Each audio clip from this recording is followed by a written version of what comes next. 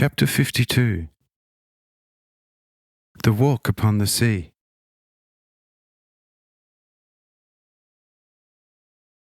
Early the next day, the whole place was again filled with all kinds of sick people. Ebal came to me and asked me that I should help him, since they blocked the space in front of his house to such an extent that no person could enter or leave. He also has seen the centurion outside, who wanted to enter the house but could not pass through the crowd of closely lined sick people.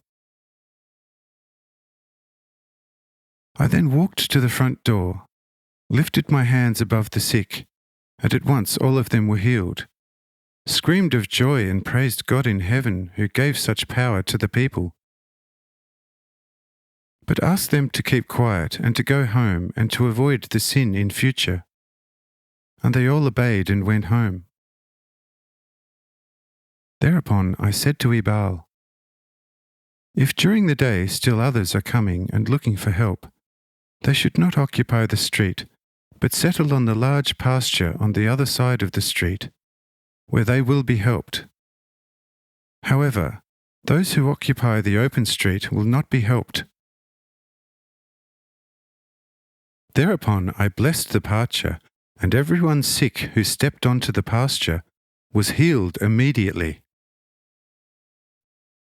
On this day, hundreds of sick came from all the towns, markets, and villages, and among them was not one who was not healed. Both Essenes made, from hour to hour, bigger eyes, and the group of Pharisees and scribes got more annoyed from hour to hour, since their status also decreased from hour to nothing. For they were not looked at and were asked nothing, and Ebal's people made it clear to them that they became totally obsolete in the house, and since it was a nice day, they could travel back to Jerusalem. However, they did not accept such advice, but stayed put. After a while, one of the Pharisees came to me and asked me if the pasture would keep its properties in future. Said I, "Only for today until sundown." Says the Pharisee, "Why not forever?" Say I, "Because there exist people who would fence off such pasture too soon, too high, and would demand a lot of gold and silver from those who would like to become healthy again. And since I do not want this to happen, the pasture will remain health-bringing only until evening, since the throng of people is too large. Tomorrow, if there are fewer people coming here to get cured, they will be healed by their faith and their trust." Upon this my explanation, the questioners, very annoyed, turned their backs, and for the rest of the day did not ask me anything further. Instead, the two Essenes dealt even more busily with me.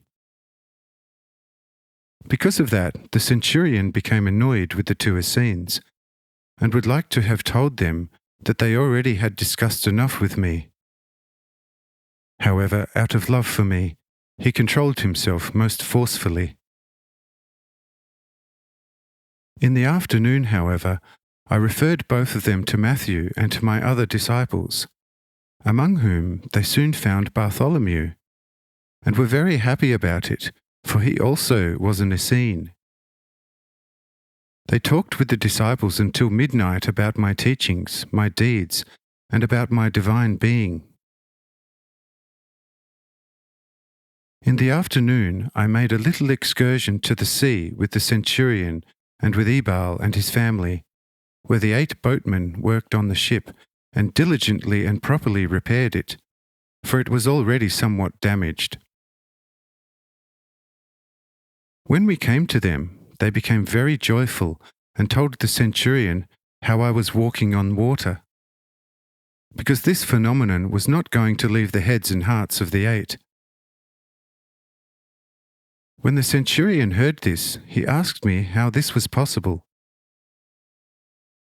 I said to him, "I have told you yesterday which powers have to obey and have to serve me. So how can you ask me about it? By the way, if you dare to put your feet on the water and I want it, you also can walk on it for as long as I want it. If all of you want to, we could make an attempt right now. However, you must not doubt, but you have to follow me bravely and courageously. Says the centurion, all would be all right if the sea would not have been so deep close to shore. For the longest stretch along shore, it goes vertically down into nearly unfathomable depth. Possibly one might fail with the first step, and one goes down where the big salamanders and monsters live. Man of little faith, I said, do you think I would dare to be reckless if I would not know who I am, and of everything that is subject to my will? Who from you has courage and faith? Follow me. Thereupon, I step onto the surface of the sea, and it carried me like solid land. I then walked 10 steps offshore, turned around, and invited the society to come to me, but they did not dare.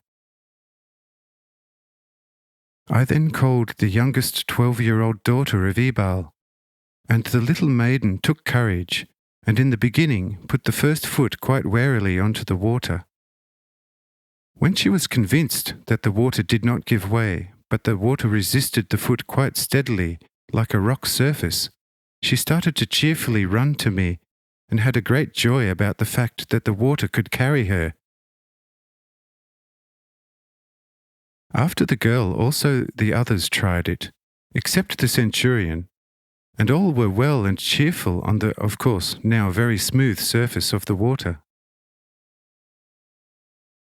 The centurion asked me, now somewhat more bravely, what would happen if a storm came up? Say I, come and convince yourself. Finally, also, the centurion attempted to put a foot on the water, and when he was convinced that the water wasn't give way, he finally also set the second foot on the water, and making himself light with holding his breath, he walked the 10 steps to me, and was very happy reaching me standing on a surface which never before had been walked on. But I said, now, since you have been convinced that also to the firm believer the water is a steady surface, we want to extend our little excursion. The centurion would have preferred to return to the steady surface of the shore, but the exceedingly happy daughters of Ebal gave him courage by their cheerful walking up and down, so that he together with us walked for about 5,000 steps out onto the already considerably high sea. Suddenly, a quite strong wind came up and started to drive high waves. All started to become afraid, and the centurion asked me to turn around. But I said, do not be afraid. The waves are only coming, together with the wind who drives them, to convince you that they also have to obey me. However, after a while, when the waves were getting higher, the centurion turned around and ran as fast as he could to soon reach the shore, and after several feverish body shakings, he was very glad to have a non-transparent, firm ground under his feet again. Soon afterwards, we also returned to shore, and caught up with the astonished centurion.